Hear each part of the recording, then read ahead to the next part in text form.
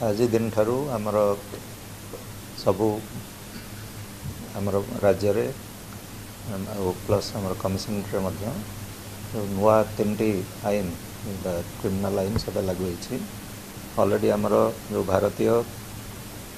न्याय संहिता जोटा आमर आगु आईपीसी थिला से आईन नुआ आईन बल आमर लक्ष्मी सागर रे आमर कमिशनरेट प्रथम जो मामला ऑलरेडी आम रजिस्ट्रेशन करिछु भारतीय न्याय संहिता लागू होबारे एटा होछि आमर कमिशनरेट प्रथम केस नुआ आईन उपरे आमर समस्त थाना अधिकारी एवं अन्य पुलिस कर्मचारी समस्त को एडिक्वेट ट्रेनिंग दिया जाइछि एवं जो ता सहित आमर जो सॉफ्टवेयर जोटा अपग्रेड आमर सीसीटीएनएस सेटा मध्य एसीआर तरफ सॉफ्टवेयर अपग्रेड करा जाइछि नुआ खाली आईन नुह ता सहित जो तार प्रोसीजर मध्य चेंज होइछि ता ऊपर आमे समस्त पुलिस कर्मचारी और अधिकारी से ट्रेनिंग देइछु किंतु एटा गोटे कंटिन्यूअस प्रोसेस जेहेतु अनेक एसओपी आसीछि ता ऊपर आमे आहुरी अधिक सचेतनता आम अफिसर मान करूँ जद्वारा कि नुआ आईन 3टी जाक भल भाव आमर इम्प्लीमेंट हो पार एवं अफिसर मैंने ठीक भाव में बुझी से अनुसार एतला रजिस्टर करेंगे और तदंत नुआ पद्धति करें। राति 12टार आमर 3टी अपराधिक आईन तार इम्प्लीमेंटेशन आरंभ हो जाए आज दिनटा भारत न्यायिक इतिहास एक गुरुत्वपूर्ण दिवस एवं आपण मैंने सब जानते गोटे औपनिवेशवाद परिसमाप्ति पर नूतन भारत में नूतन आईन या पुराना आईन गुड़ाक 150 वर्ष था 150 वर्ष ऊर्ध्व था एवं पुराना आईनटा ब्रिटिश सरकार जो मूल उद्देश्य था भारतीय मान करवा कर्तव्य साधन करवा से परिवर्तन आसी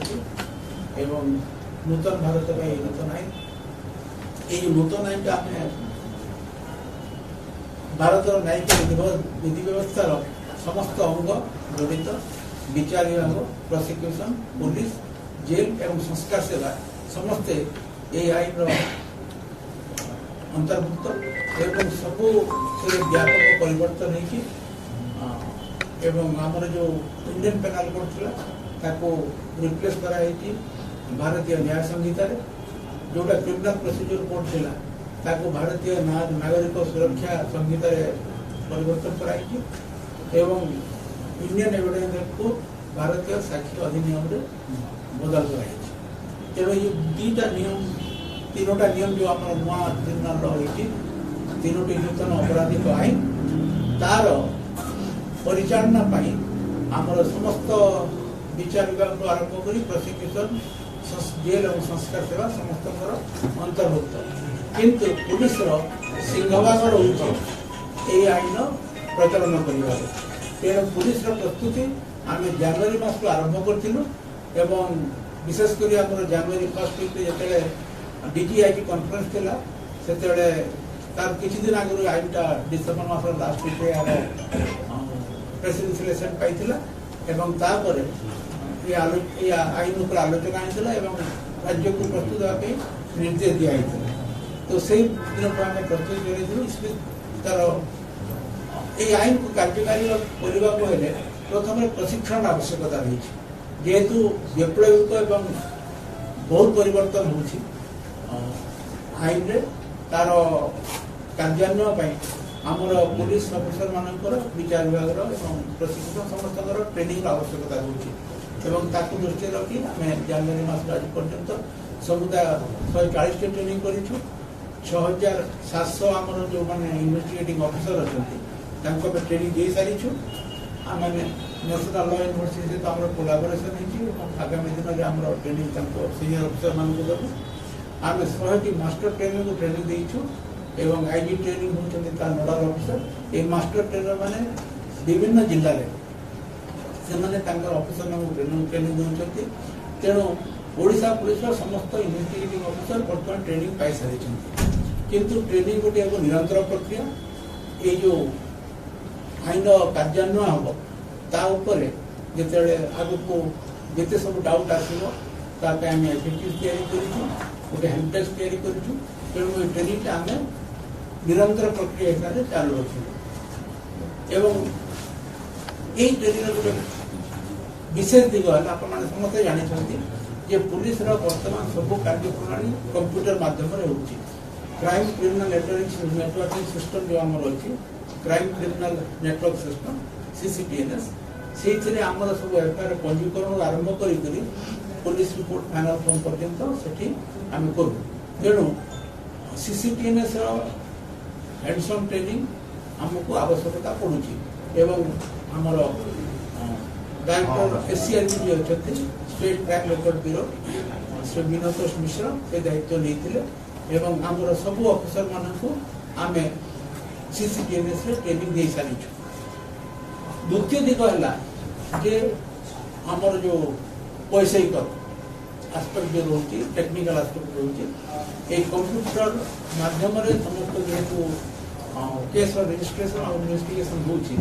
ତାକୁ ଆଖି ଆଗରେ ରଖି ଆମର ନ୍ୟାସନାଲ କ୍ରାଇମ୍ ରେକର୍ଡ ବ୍ୟୁରୋ ବିଭିନ୍ନ ସମୟରେ ଆମକୁ ବିଭିନ୍ନ ପ୍ରକାର ପ୍ୟାଚେସ୍ ପଠାଏ, ଯେଉଁଟାକି ଆମର ସିଷ୍ଟମରେ ଆମେ ଅପଡେଟ୍ କରୁ। ଏହିପରି ଭାବରେ ଆମକୁ 28ଟି ପେଜ୍ ସେମାନେ ଦେଇଛନ୍ତି। ଲାଷ୍ଟ ପେଜ୍ଟା ଗତକାଲି ଆସିଛି। ତା ଆଗରୁ 27ଟା ପେଜ୍ ଆମେ ଅଫଲାଇନ୍ ଆଉ ଅନଲାଇନ୍ ମୋଡ଼ରେ ସବୁ ଥାନାରେ ଆମେ ଅପଡେଟ୍ କରିସାରିଛୁ। ଆମର ଯେଉଁ କୋର୍ ଆପ୍ଲିକେସନ୍ ସଫ୍ଟୱେର୍ ଅଛି, କୋର୍ ଆପ୍ଲିକେସନ୍ ସଫ୍ଟୱେର୍ CS 5.0, ସେଇଟାର ଅପରେସନ୍ ସବୁ ଥାନାରେ ହୋଇସାରିଛି। କାଲି ରାତି 10ଟା ପର୍ଯ୍ୟନ୍ତ ସବୁ ଥାନାର ଅପରେସନ୍ ଚାଲିଥିଲା ଏବଂ ରାତି 10:30 ବେଳକୁ ସମସ୍ତେ ତାକୁ ଆମକୁ ଓକେ ରିପୋର୍ଟ ଦେଲେ ଯେ ସିଷ୍ଟମଟା ଅପରେସନ୍ ହେଉଛି। ଆଜି ଏବେ ଆମେ ରିଭ୍ୟୁ କରୁଥିଲୁ ଯେ ବସିକି ଯେ ସିଷ୍ଟମର କେମିତି ଫଙ୍କସନ୍ କରୁଛି। ସେଇଟା ଆମ ପାଇଁ ଗୋଟେ ବଡ଼ ଚ୍ୟାଲେଞ୍ଜ ହେବ, କାହିଁକି ତାର ଟେକ୍ନିକାଲ ଇସ୍ୟୁଜ୍ ରହୁଛି। ତାକୁ ଆମେ ଆଡ୍ରେସ୍ କରିବା ପାଇଁ ଆମର ଷ୍ଟେଟ୍ କ୍ରାଇମ୍ ରେକର୍ଡ ବ୍ୟୁରୋ ଗୋଟେ ହେଲ୍ପ ଡେସ୍କ କରିଛୁ। ଯେଉଁଠି ଅସୁବିଧା ହେଉଛି ତାକୁ ଆମେ କମ୍ପ୍ୟୁଟରକୁ ରିମୋଟ ଆକ୍ସେସରେ ନେଇକରି ଆମେ ତାର ପରିବର୍ତ୍ତନ କରୁଛୁ। ତେଣୁ ସେଇଟା ଗୋଟେ ଚ୍ୟାଲେଞ୍ଜ ରହିବ ଆମ ପାଇଁ CCTNSଟା। ଏବଂ ଆଗାମୀ ଦିନରେ ଯାହା ବି ସେଠି ପ୍ରୋବ୍ଲେମ୍ ହେଉଛି ତା ପାଇଁ ଆମର ଟିମ୍ ପ୍ରସ୍ତୁତ ଅଛନ୍ତି, ତାକୁ ସେମାନେ ଆଡ୍ରେସ୍ କରିବେ। ଆପଣମାନେ ଜାଣିଛନ୍ତି ଯେ ନାଗରିକ ସୁରକ୍ଷା ସଂହିତାର ଗୋଟେ ଧାରାରେ ସବୁ ଯେତେ ସବୁ ଅପରାଧ ହେଉଛି, ସେ ଅପରାଧର କ୍ରାଇମ୍ ଯେତେ ସର୍ଚ୍ଚ ସିଜର ହେଉଛି ତାର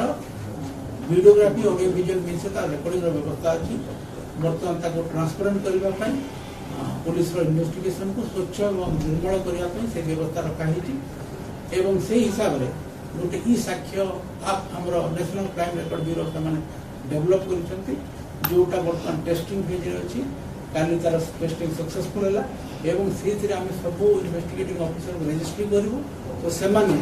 ତାଙ୍କର ଯେତେବେଳେ କ୍ରାଇମ୍ ସିନ୍କୁ ଯାଉଛନ୍ତି, ତାର ଯେତେବେଳେ ସର୍ଚ୍ଚ ସିଜର ପାଇଁ ଯାଉଛନ୍ତି, ତାର ଭିଡ଼ିଓଗ୍ରାଫି ସେମାନେ କରିବେ। এই যে তার যে আডমিনিস্ট্রেটিভ আর লিগাল আসপেক্টକୁ যদি ଆମେ ଆସିବା, এই ଆଇନର ପ୍ରାବଧାନ ପାଇଁ କେତେ ନୋଟିଫିକେସନ ଆବଶ୍ୟକତା ରହିଛି, ସେ ନୋଟିଫିକେସନ ଆମେ ସବୁ ଇସ୍ୟୁ କରିସାରିଛୁ। ଏବଂ ତାର କ୍ରିୟାନ୍ୱୟନ ପାଇଁ କେତୋଟି ଷ୍ଟାଣ୍ଡାର୍ଡ ଅପରେଟିଂ ପ୍ରୋସିଜିଅର ଆବଶ୍ୟକତା ରହିଛି, ଯାହାକୁ ସରଳ ଭାବରେ ଆମର ଅଫିସରମାନଙ୍କୁ ଆମେ ବୁଝେଇ ଦେବୁ ଯେ ଏଇଟାକୁ ଏଇ ଧାରାରେ କରାଯିବ। ଏବଂ ସେହି ହିସାବରେ 17ଟି SOP ଆମର କ୍ରାଇମ୍ ବ୍ରାଞ୍ଚ ପ୍ରସ୍ତୁତ କରିଛି। ଆମର एडिशनल डीजी क्राइम ब्रांच और आईजी क्राइम ब्रांच से माने ता उपरे तांकर कार्य जारी रखिଛନ୍ତି। ऑलरेडी बहुत एसओपी इश्यू हो गलानी। वर्तमान जो एसओपी हम इश्यू करिछु एवं सीसीटीवी हिसाब फंक्शन हो एवं थाना रे जो सुविधा असुविधा को हम आखि आगे रखी कि आवश्यक हो ताको परिवर्तन करी। कहीं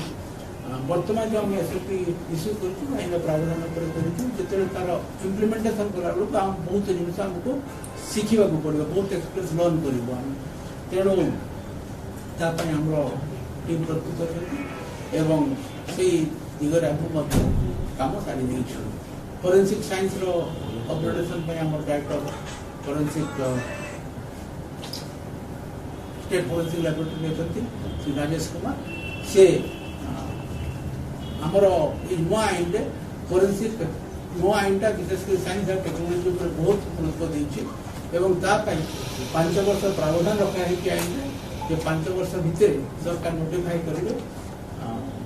सबू क्राइम सीन को विजिट करेंगे जो 7 वर्ष ऊर्ध्व अपराध अच्छे साइंटिफिक एक्सपर्ट जो फरेन्सिक एक्सपर्ट एवं आम प्रस्तुत होती प्राय वर्षे है आमर forensic services police forensic services upgradation गोटे विधिगत योजना है अपग्रेडेशन चालू रही आगामी दिन में सेटा को आम कार्यकारी कर जो नुआ आईन है आपण मैंने जानी नागरिक और न्याय ये दुईटा ऊपर पर्यवेसित नागरिक प्रथम न्याय प्रथम यहाँ हूँ आईन लक्ष्य तेणु नागरिक मानू न्याय देवा ये आईन मूल लक्ष्य एवं त्वरित न्याय प्रक्रिया यार मूल मंत्र एवं लोक जमी हैरान नहे एफआईआर दर्ज करने आमर आगर विभिन्न थाना घटना घटुले जापारे घटना कौटी घटी तेणु थाना थाना जो घटुले हम ना से जेकोसी थाना को जाकि एफआईआर रेजिस्ट्री करेंगे जीरो एफआईआर प्रावधान रही द्वितीय आमर इ एफआईआर प्रावधान अच्छे इ एफआईआर प्रावधान हिसाब से जेकोसी इलेक्ट्रोनिक कम्युनिकेशन माध्यम थाना एफआईआर दे पारे किंतु 3 दिन भीतर आसिकी से रिपोर्टा दस्तखत करने को पड़ो आ 3 दिन भीतर न आसब ताहले से एफआईआर दर्ज हो पारना यही आईन रपण मूलभित्ति देखिए जे आगुरी जो इंडियन पेनाल कोड थिला से अपराध जो ऑफेंस जो चैप्टराइजेशन थिला से प्रथम ऑफेंस अगेंस्ट स्टेट थिला प्रथम एथर किंतु राज्य स्टेट प्राधान्य थिला एथर किंतु व्यक्ति प्राधान्य हो जाए तेणु चैप्टराइजेशन प्रथम चैप्टर हूँ महिला और शिशु विरुद्ध होता अपराध तेणु आपण मैंने बुझीपे जे ब्रिटिश युगर शासन में स्टेट को गुरुत्व देते बर्तमान व्यक्ति को गुरुत्व दिखाई तेणु आमर अपराध आरंभ होती महिला और शिशु मान विरुद्ध होता अपराध व्यक्ति विरुद्ध होता अपराध और से हिसाब से अन्य अपराध तार प्रावधान अच्छे एवं बर्तमान आप देखिए जे वर्तमान भारतीय न्याय संहिता 358 धारा अच्छी आगुरी इंडियन पेनाल कोड 511 धारा थिला ये जो 358 धारा है बहुत धारा थिला जोटा कि गोटे धारार अंश विशेष को सेपरेट धारा कर बर्तमान मिसई दिखाई तेणु जो एग्रावेटेड मेनसियर कनसेप्ट जो अलग अलग सेक्शन करते बर्तमान सब मिसई गोटे सेक्शन से सेक्शन से पनिशेबल हम बहुत जगह पेनाल सेक्शन अलग धारा थिला जोटा कि बर्तमान मूल धारार गोटे सब क्लज हिसाब से रखा एवं ये जो भारतीय न्याय संहिता सब 21 नुआ अपराध को जोड़ाई अपराध संज्ञा परिवर्तन होती अपराधर व्यापकता परिवर्तन होती विशेषकर आपड़ देखिए जो सन्त्रासवाद टेरोरिज्म जो आगे किसी डेफिनेशन नाला तार डेफिनेशन दिखाई से अपराध हिसाब से गणाई संगठित अपराध प्रोविजन रखाई भीड़ हिंसा मॉब लिंचिंग प्रोविजन रखाई स्नैचिंग आगे कौन से प्रावधान नाला लोक चोरी केस कर स्नैचिंग को अल्प दंड था जो बर्तमान लुट हो लुट गोटे अलग प्रोविजन कराई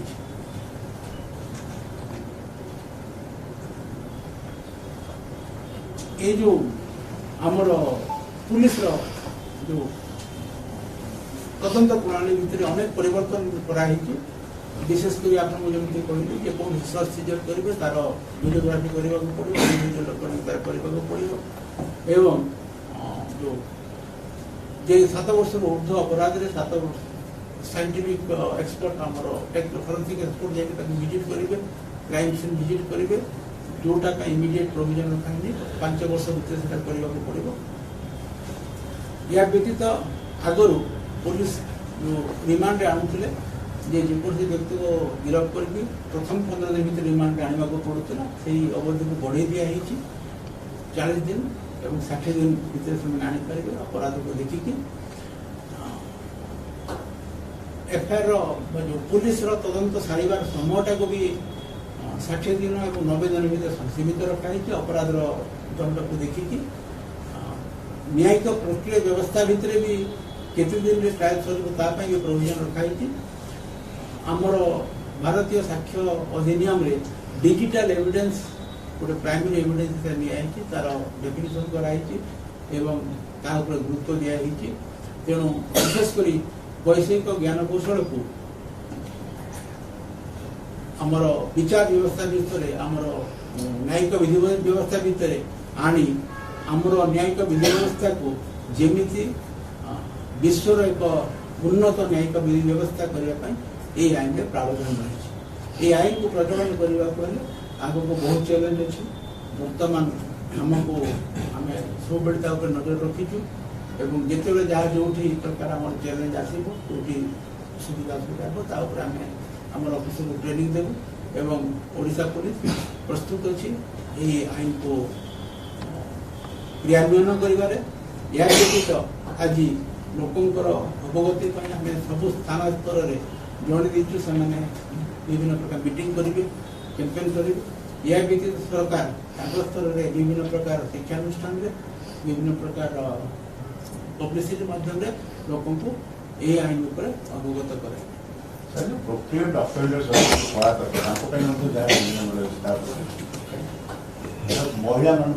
प्रथम कथा हूँ ये आईन जो व्यापक वैप्लविक परिवर्तन रही गोटे सीमित समय भितर ये सबको व्याख्या करना तेणु ताकू व्याख्या करने बहुत समय दरकार बहुत प्रावधान होती तेणु मुझे संक्षिप्त कहीदेली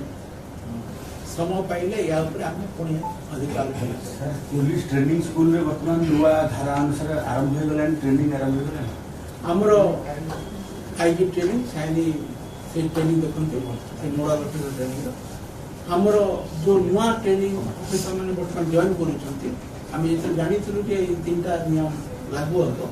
तेणु जनवरी मासरू हमर ट्रेनिंग सिलेबस रिवाइज कर देछु तो जिते ऑफिसर वर्तमान ट्रेनिंग रोचते से आईपीसी सीआरपीसी और एविडेंस एक्ट ट्रेनिंग नौ ना